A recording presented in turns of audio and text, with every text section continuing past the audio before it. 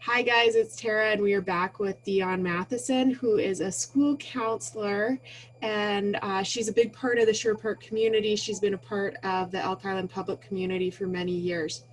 So Dion is talking about growth mindset, what parents can do to promote this for their children, and all sorts of cool different angles of looking at it. So I really love this topic you're speaking about, Dion, with the process feedback. Could you speak a little bit more about that? Yeah.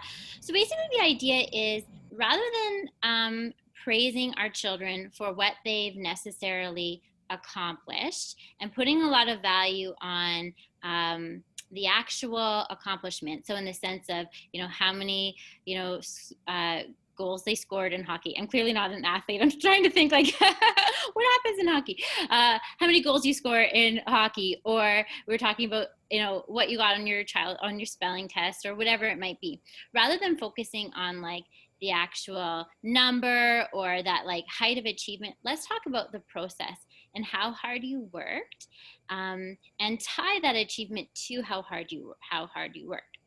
Because if we always say, oh, you're a natural at something, the reality is in life, we are going to mess up, we're going to fail, or we're going to try something that actually really doesn't come naturally to us.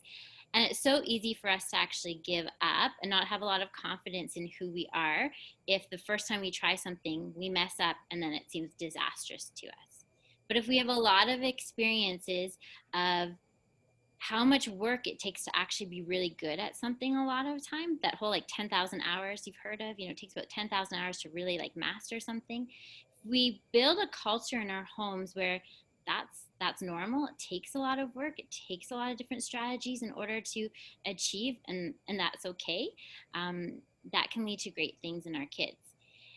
One thing I really, one strategy I think that is really neat is talking to our kids, especially if you've got like high schoolers, um, about they might have like certain maybe people on TV or musicians who they really like idolize, and they think, oh, I want to be just like them when I grow up, and they're so good at this. And the reality is if you know the backstory for a lot of those individuals, it took a lot of hard work. And so talking about those stories. So really, if you can just go online and you can just Google like famous people who failed, and you can get a whole list of all these failures that these people have had. I remember Lady Gaga, who I don't really listen to her music. I don't know much about her, but I saw the Grammys.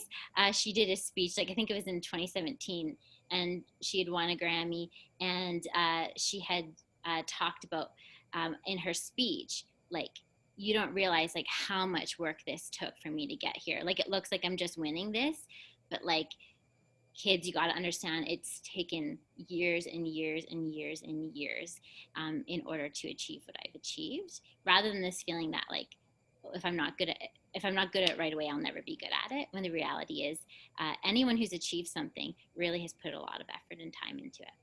Yeah, and I love that. I think it's so important. And a lot of psychologists really advocate for this, counselors, social workers, is this idea of looking to symbols in art, in movies, in songs, in actors and singers, of like, hey, here's an example that we as parents can use to evoke curiosity. I'm curious about this person. Yeah, Let's talk about this curiosity together. And that's that fluid absolutely. flexibility, right? Yeah. And even in our younger children, kind of taking a similar take, you can use books. And a child would read a book that has these growth mindset themes, and they can maybe identify themselves in those characters, and then you can have a conversation about it. So I was actually out shopping yesterday with my son, and we found a book called Even Superheroes Make Mistakes. And he found it, and I probably shouldn't have bought it or spent more money, but I was like, yes, I need this book. And because he's in a phase where he really loves superheroes. Superheroes are like the best thing ever. He's 4. And the book was basically all about like, sometimes a superhero like doesn't get the bad guy, and like, it's kind of cheesy, but it helps when you read the story. It helps us reinstate this idea that like, we don't always get it right the first time, and that's okay. Yeah, I love that. And I think too, there's just so many beautiful things. It's so inspiring, and something that I've heard you speak about is just the piece of parent modeling. So when we sort of mess around, we find this superhero book and we're curious about it. That is a way of modeling, just taking a risk, even actually. Absolutely. Absolutely. Yeah. And celebrating our kids for when they take risks and they try to do things that take them out of their comfort zone. And again, it doesn't matter if they mess up. That's okay. In fact, celebrating the fact that like, yeah, like you took a chance and I'm really proud of you for doing that. Rather than expecting them to yeah, to meet some certain marker that we have for them or something like that. Yeah. So if I was going to marry your big research project in my thesis, because yours is Okay. about evoking growth mindset and mine was about creating relationships based on wellness. This Okay. Yes. parental piece is we are modeling socially, emotionally, intellectually, physically, spiritually, and occupationally, all things with our time. So Yeah. there's a lot of room to like try and be inspired for this flexibility. Absolutely. Absolutely. There's lots of opportunities that we have as parents. Yeah. Yeah, to model it. And even just talking about in our own lives, the times that we've made mistakes. Like, yeah, like I messed up on this when I was a kid. Let me tell you a story, and sharing that. And it builds that connection and that safety, right? This is a safe place. Right. And we want our kids making mistakes around us because this is our opportunity to guide and direct and to have input into their lives. And so when they know that this is a safe place, they can cry on our shoulders. They can, ask those questions. Yeah, that when they know this is a safe place, you're setting your child up for long-term success. Especially, you want them to be when they're older, when they're a teenager.